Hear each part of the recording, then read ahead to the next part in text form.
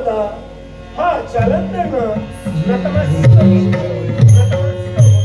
जय आदेश मागू.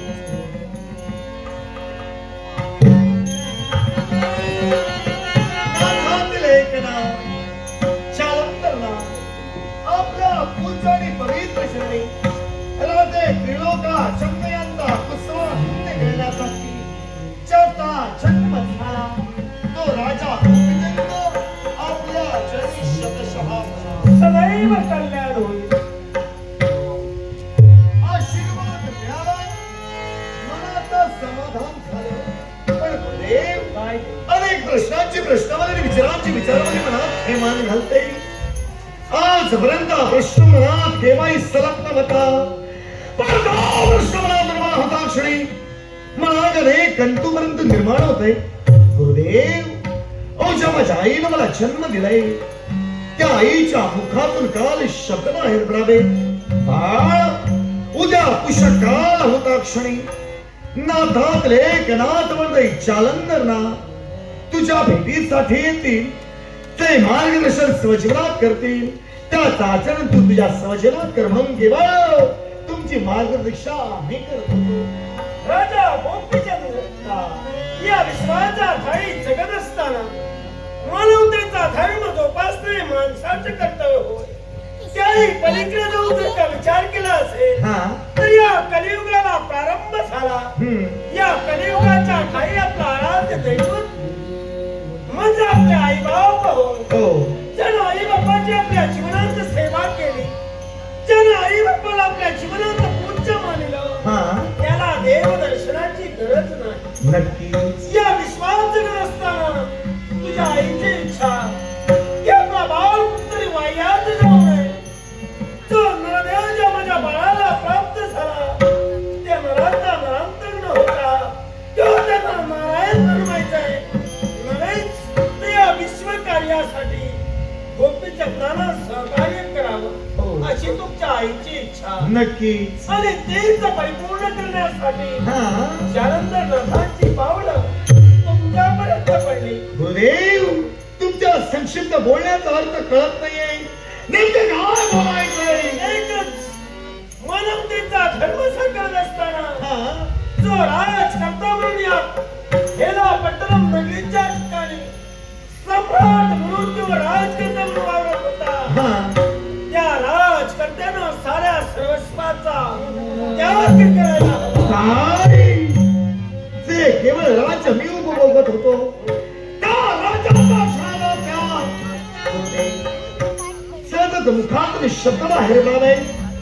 अर्थात माझ्या आईनं मला सांगितलं मी मातृभक्त आहे. अर्थात माझ्या आईच्या मुखातून शब्द बाहेर पडावे. ज्याप्रमाणे गुरुदेव सांगतील त्याप्रमाणे ऐकणं गरजेचं आहे. मग आई ते शब्द त्या हाताच्या फुलाप्रमाणे हाताचं कार्य राजा गोपीचंदाकडे केला. एका क्षणाच्या निषेधात राज्याचा त्याग केला. हे राजन सारा सर्वस्वाचा त्याग करून वैरागी वेश तुला धारण करायचा आहे एवढंच नाही तर केवळ या विश्वाच्या पठावर या कलियुगाला प्रारंभ झाल्यानंतर या कलियुगात भक्ती मार्गाचा प्रसार तुला करायचे. नक्की करेल. कारण नाथ तत्वाची दीक्षा आज तुला मी बहाल करतोय. अंगावर भगवी वस्त्र परिधान करावी. भक्ती मार्गाचा प्रसार या विश्वात करावा. साऱ्या मोह मायेचा त्याग करून नाथ तत्व आवाद्यमान राहण्यासाठी आणि भक्ती मार्गाचा प्रसार करण्यासाठी बाळ गोपीचंद तुला झटायचंय.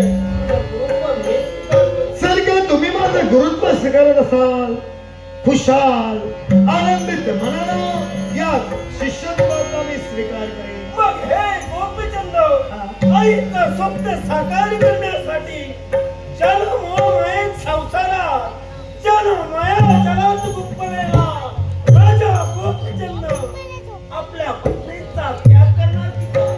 नक्कीच केवळ या विश्वातील माझा प्रथम गुरु आई होय. माझ्या पत्नीसाठी मी आईची माया केव्हाही पणाला लावणार नाही. माझ्या पत्नीच्या प्रेमापायी माझ्या आईचं प्रेम गाडी कसबटाप्रमाणे केव्हाही करणार नाही. मला मान नाही माझ्या 1800 बायका तरी सुद्धा ज्याला स्वतःच्या रक्तापासून मला वाढविलं घडविलं त्या आईच्या शब्दात शब्द करायचे असतील हा. रंगावर भगवी वस्त्र तुला परिधान करावी लागेल. नक्की करेन. मग तत्वाची दीक्षा बाहेर केल्यानंतर हा. तुझी 84 सिद्धांतात आम्ही गणना करतोय. काय? हरी ओम.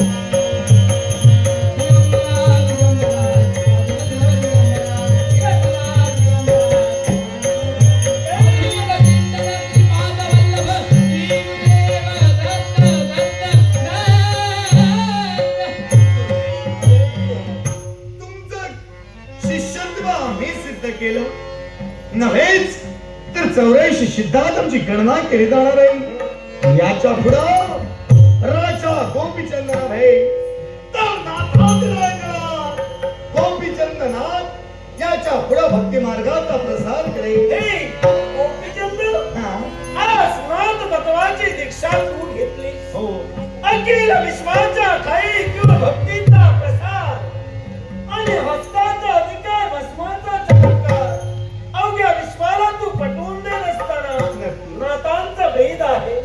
नाथांचं तत्व या तत्वाला केव्हाही कलंकित होता उपयोगाचा नाही. मुळे देवा, प्रतिदिनी 5 गृही भिक्षुकी करावी हा आणि स्मशान भूमीच्या ठिकाणी गुरु दत्तात्रयांना नैवेद्य अर्पण करावा. नक्की करेल. हे नाथांचं नित्याचं कर्तव्य होय, पण ते नित्याचं कर्तव्य परिपूर्ण करण्यापूर्वी आज या हेला पट्टणम नगरीचा राजकर्ता म्हणून तू वावरत असताना सारा सर्वस्वाचा तू त्याग केलास. नक्की धनदौलत म्हणजे आपलं जीवन नव्हे, मानवतेचा धर्म या विश्वाला पटवून देण्यासाठी या ठिकाणी तुझ्या प्रत्येक पत्नीच्या सदनी जावं लागेल. आईचा आशीर्वाद घेऊन तुझ्या 18 पत्नीच्या महालात जाऊन नव्हे तर ज्यांना आतापर्यंत दान धर्म केला, ज्या जनतेची सेवा केली, त्या जनतेच्या प्रत्येकाच्या गृही जाऊन तुला भिक्षुकी करायची. काय गुरुदेव मला पाहायचंय, मोहमायेतून बाहेर आलास की तिथं जाईस. मग गुरुदेव जर का नाथ तत्वाची ही जर का पहिली पायरी असेल तर ही पायरी स्वमनानं चढण्याचं कार्य स्वजीवनात करेन. नव्हेच तर केवळ जी दीक्षा तुम्ही आम्हाला बहाल केला त्याचा योग्य तो उपयोग स्वजीवनात करेन. मर्यादेचं उल्लंघन केव्हाही करणार नाही. माझ्या 1800 बायकांजवळ जाऊन मातुकरी मागण्याचं कार्य स्वजीवनात मग आज ते नाथ तत्वाची भिक्षुकीची झोळी हा तुझ्या स्कंदे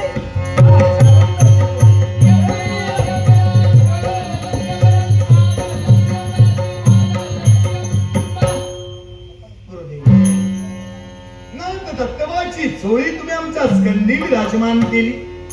ही चोळी म्हणजे सामान्य नव्हे, तर केवळ विष्णूशी भजला शिव दुरावला, अधपात केला तयामध्ये हरे हरे एका वेळांटीचा फेर. शैव संप्रदाय आणि वैष्णव संप्रदायाची चोळी म्हणजे नाथ चोळी होय. अर्थात प्रत्येकाच्या दारोदरी जाऊन स्वतःच्या मर्यादेचं उल्लंघन न करता प्रत्येकाच्या उंबरठ्या बाहेर थांबून ओम भवती भिक्षाम देय शब्द मुखातून बाहेर करावे.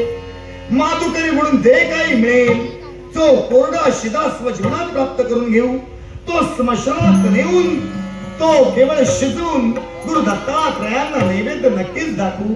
पण केवळ तुमच्या मुखातून आज शब्द बाहेर पडले, माझ्या 1800 बायकांजवळ जाऊन मी जर का माधुकरी मागावी अशी जर का तुमची इच्छा असेल, तर या वेळेपासून ज्याच्या रयतेला मी न्यायदान करण्याचं कार्य केलं, ती रयत ती सुद्धा माझी, अर्थात सुजन हो.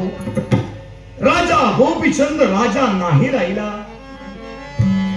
स्वतःचा स्वार्थ अग्रस्थानी पूज्य न मानून आईच्या इच्छेसाठी एक मात्र राजा गोपीचंद नाथ तत्वात केवळ विलीन झालेला आहे. अर्थात मी तुम्हाला एकच सांगेन, तुमच्या जवळ मागित असलेली ही माधुकरी ही भीक नव्हे, तर केवळ तुमच्याकडून घडलेली एक दत्त भक्ती आहे.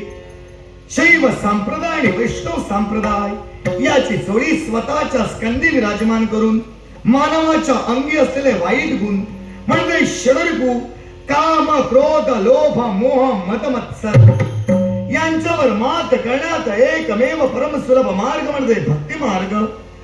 पेरल्याशिवाय उगवत नाही, दिल्याशिवाय मिळत नाही.